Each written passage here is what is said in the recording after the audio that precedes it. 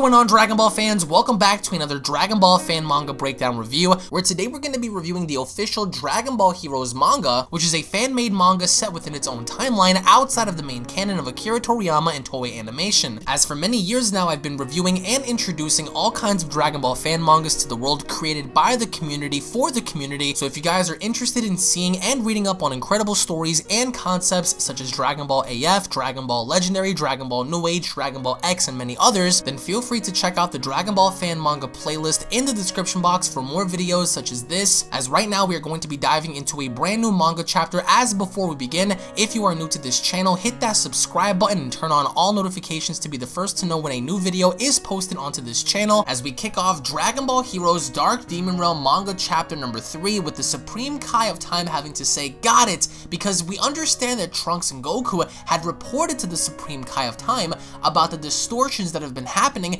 prior to the history events involving Goku and Frieza and many others, but also noticing that Frieza, prior to manga chapter number 2, had one of the Dark Dragon Balls in his chest, which ultimately have granted him the abilities and the powers to become much more powerful than how he was before. As Trunks goes on to state, is the past changing again? As Goku goes on to state, the next enemy will also be strong, won't he? As the Supreme Kai says, yeah, but this time we'll split ourselves into two teams. I've discovered a disturbance in two places, so Goku will be coming with me, and Trunks will be going with a new partner. And Trunks is like, a new partner? Like, what new partner? And then out of nowhere, behind Trunks, out of the blue, we see how a voice responds by saying, you won't be acting on your own for long, Kakarot. And that's when Trunks turns around and saying, Dad! As Goku says, so, that new helper is no one but Vegeta, huh? And we get to see how Vegeta is there in all his glory, but he looks different, as Vegeta goes on to state,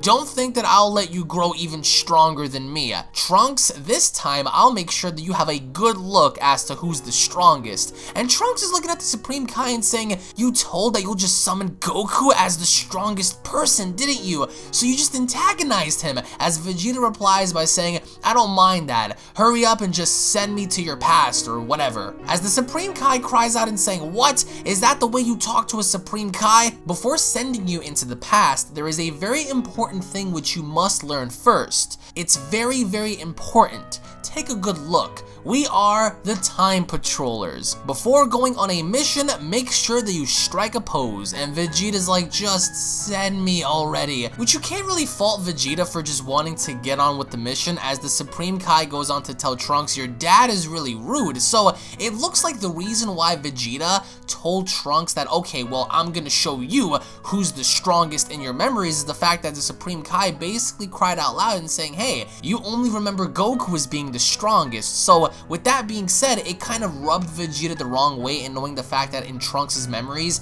Goku is known as the strongest and not his own dad, as they end up going through the portal. And as we get to see Vegeta and Trunks travel, we get to see how Vegeta tosses something behind and saying, hey, have this. I got it from Bulma. And Trunks is like, from Mom? And he looks on down and he sees this device and saying, based on what the Supreme Kai of Time told us, I guess this can search for those special Dragon Balls. The Dragon Balls with this can't expect any less from Mom. So Bulma created this device that can actually locate these Dark Dragon Balls, as we see Vegeta and Trunks immediately stop and saying there's a signal nearby. But then just as quickly as they stop, they look down and there is a massive, massive explosion that basically takes place right beneath their feet, and they notice something out in the distance. They notice how there is another Vegeta that flops on down into the ground, and then all of a sudden we see Piccolo, Krillin, Gohan, everyone seems to be laid out, and as Trunks and Vegeta land back down,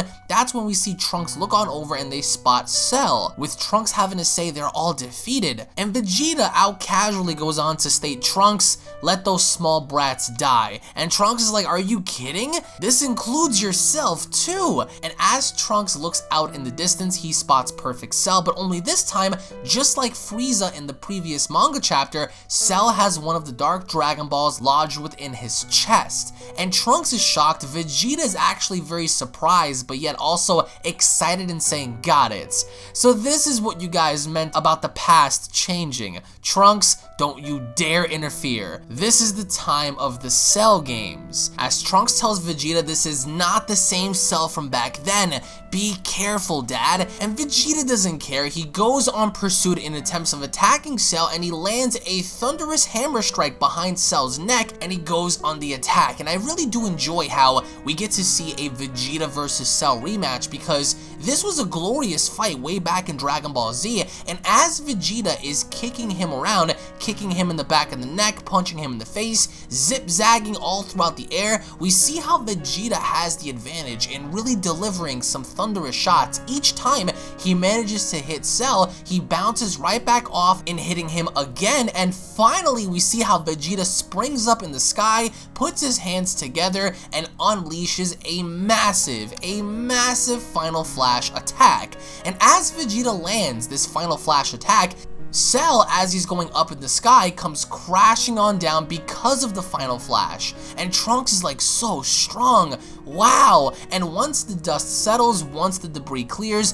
we see how all that's left of Cell is basically his torso inside of this crater, and the only thing left there that's shining through is the Dragon Ball. And right before finishing Cell off, Vegeta sticks his arm out and saying he really has become more powerful than the previous time he didn't vanish from that blast. But say goodbye, Cell. And just right before Vegeta is about to finish off Cell, out of nowhere a mysterious person emerges with some sort of like a hammer-like weapon, shows up in saying it's your end, and hitting Vegeta directly in the face so hard that it causes Vegeta to lose balance and flying out in the distance, and the first person that catches him was Trunks. But the force of Vegeta having to take that kind of an attack was so intense that once Trunks had caught him, they went through a pile of rocks anyway. So at that given point, we see how this mysterious individual drops his weapon and saying, did you see that? Did you see my new demon god powers? And one of the other individuals replies by saying, yeah, they're wonderful, but we don't have time to play. Isn't it, Gravy? Let's collect the Dark Dragon Balls quickly, as Gravy replies by saying, sure. So the individual that managed to hit Vegeta was in fact an entity known as Gravy, and Trunks, as he caught Vegeta's like,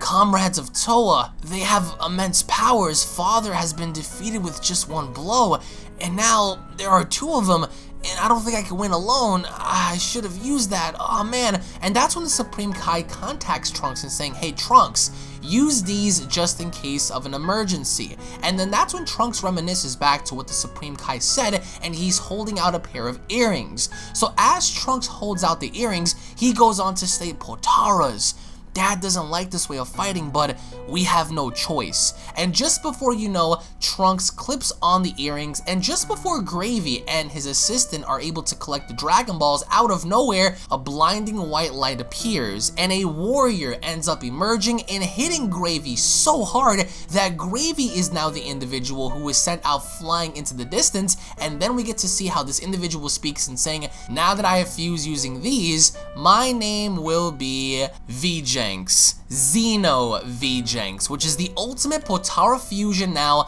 of future Trunks, Time Patroller future Trunks, and Xeno Vegeta. So now that this individual has been created, we get to see how Gravy's comrade goes on to state, oh, they fused. And Gravy emerges from the rubble and saying, they're gonna feel my mercy. And just as he grabs his weapon once more, just as he did to Vegeta, we see how Vegeta goes on to state, fusion is what I usually don't prefer, but, and as soon as Gravy swings his weapon, Vegeta catches it with one hand and saying, knocking some asses out really does feel good. And then casually, just with one arm, he flicks away Gravy. So now, this ultimately begs the question, is how powerful is Vegeta in comparison to anything we've seen prior? Now, we get to see how Gravy's comrade says, hold on Gravy, our mission is to bring back the Dark Dragon Ball. As Gravy replies by saying, but Putine, I'll never leave after having to be defeated like this. As she replies by saying, I know that.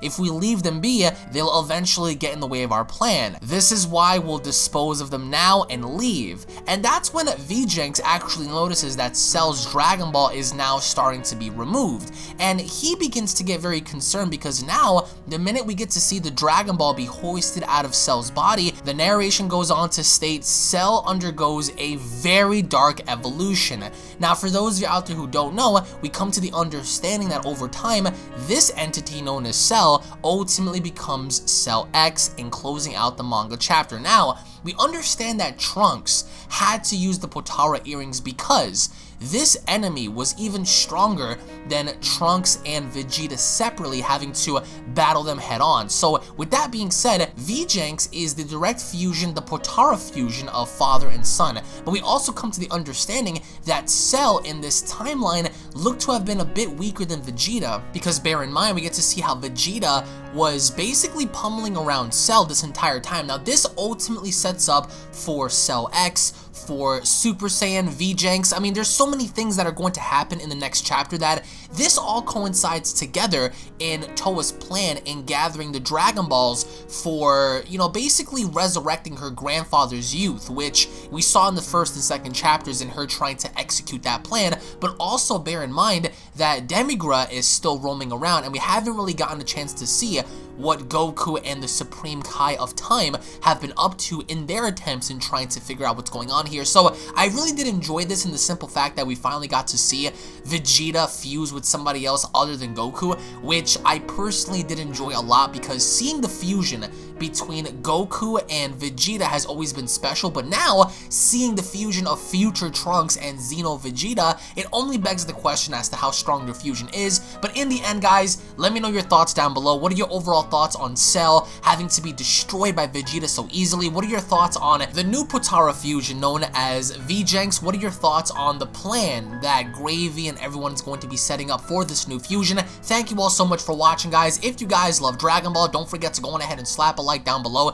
If of course you guys are new to this channel, hit that subscribe button, guys, turn on all notifications, and if you guys want to watch more Dragon Ball Heroes manga pages such as this or any other fan manga, you guys can simply go on ahead and find the playlist down below, check it out and enjoy. Thank you all once again. Tune back in for more. A huge thank you to Anti-Metaman for helping me gain these pages alongside the translators and all of the people behind this, such as Alakazam, Jembalela, Vegetard, and Bishamaru for allowing the translations and all of the pages to be fully readable in English. So thank you all once again for watching, and I'll be seeing you all down in the comment section below. Cue my motherfucking outro, bitch.